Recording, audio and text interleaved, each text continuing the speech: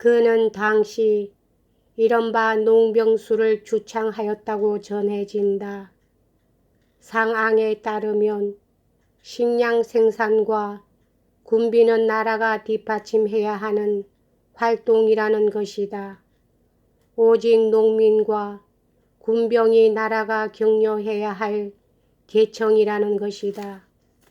농사는 고되고 전쟁은 위험하기 때문에 상앙은 주군에게 권고하기를 민중이 땅을 갈지 않는 것이 쓰라리고 싸우지 않는 것이 위험하다는 것을 깨달을 수 있는 상태를 이룩하라고 하였다. 그는 유교학자들을 혐오하였는데 그 이유는 그들이 시와 사학 외에는 아무짝에도 쓸데없다고 생각하였기 때문이다. 가령 어떤 나라에 시, 사, 예, 악, 덕, 효, 애, 분이 있다고 하자. 그러면 통치자에게는 나라를 지키고 싸우는 데 쓸 사람은 한 사람도 없는 셈이다. 만일 어떤 나라가 이런 것들로 다스려진다면 적이 다가오자마자 무너지고 말 것이다. 적이 다가오지 않는다 할지라도 그 나라는 가난할 것이다. 그러나 상앙의 가장 큰 업적은 또 하나의 중요한 법과의 개념인 법의 엄격한 시행이었다. 그는 신상필벌의 신법을 제정하였는데 이 법에서 그는 벌을 내림에 있어서 강대한 사람이라고 용서하지도 않았거니와 그렇다고 친척이나 친지라고 성실에 치우치지 않았다. 분명히 상앙의 사상은 전국시대의 봉건주의 붕괴 상태에 가장 알맞은 것이었다. 그리하여 육아가 아니라 오히려 법가가 나서서 소란한 전국시대 정치에서 우위를 차지하게 되었던 것이다. 한비자의 위치는 신도의 신불해 및 상황의 가르침에 비추어 측정되지 않으면 안 된다. 그는 술, 세, 법의 사상을 항상 자신의 탁월하고 독창적인 원칙에 인도되면서 자기의 것으로 소화 발전시켰다. 한 나라는 항상 강할 수도 없고 그렇다고 항상 약한 채 있을 수도 없다. 법이 엄격히 운영될 때 그 나라는 강하다. 법이 허술하게 시행될 때 그 나라는 약하다.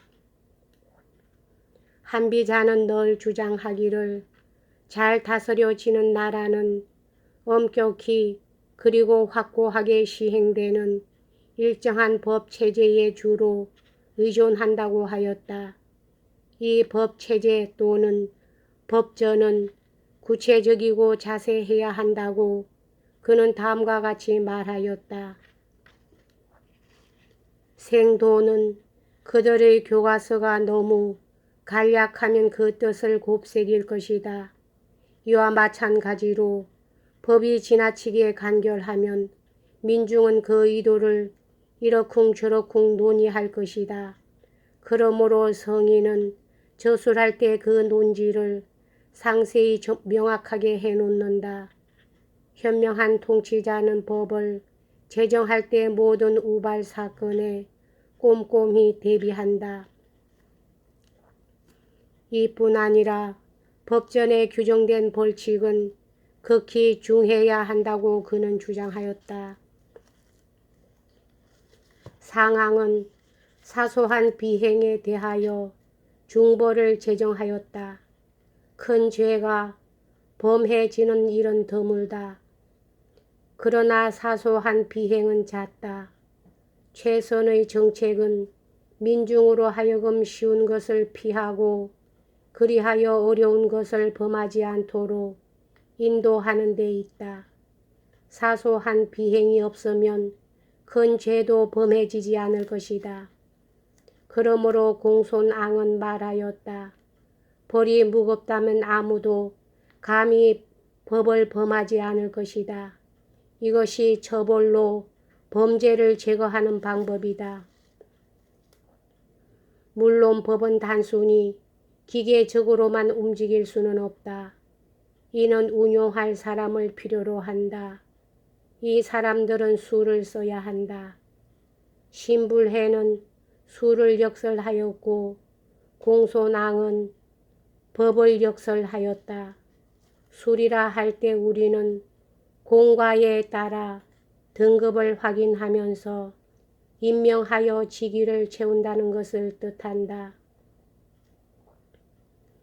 이리하여 벌을 과하는 수단이 있고 백관을 제어하는 권력이 있다.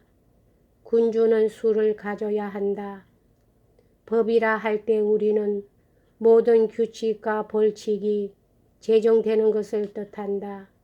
이리하여 법에 복종하는 사람은 상을 받을 것이고 법을 어기는 사람은 벌을 받을 것이다. 백관은 이 법에 따라야 하는 것이다. 군주가 수를 갖지 않을 때 정부에는 위험이 깃든다. 백관이 법에 따르지 않을 때 민중 속에서 소란이 생긴다. 그 중의 어느 하나도 없어서는 안 된다. 모두 군주의 도구이기 때문이다.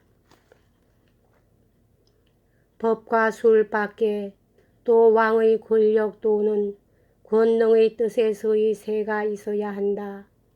한비자에 따르면 세는 군주로 하여금 자기의 엄중한 명령을 시행할 수 있게 하는 것이다. 그러므로 세 없는 군주는 일반 사람과 다를 것이 별로 없다. 그는 자기의 명령을 시행하고 민중 속에 자기의 영향력이 침투되게 하는데 무력할 것이다. 세는 그가 왕이라는 단순한 사실로부터 자동적으로 왕에게 가는 것이다. 그는 도덕적 자질이나 특별한 능력을 필요로 하지 않는다. 한비자는 흥미있는 비유로 군주의 세를 호랑이와 표범의 날카로운 이빨과 발톱에 견주었다. 새가 없는 왕은 이 짐승들이 이빨과 발톱이 없을 때처럼 무력하고 무능할 것이다. 요컨대 한비자는 여러 철학자들의 업적을 통합함으로써 비록 완전히 보존되지는 않았지만 중국의 정치 사상과 제도의 항구적인 자국을 남긴 자신의 법과 이론을 건설하려 했다. 여기까지 하겠습니다.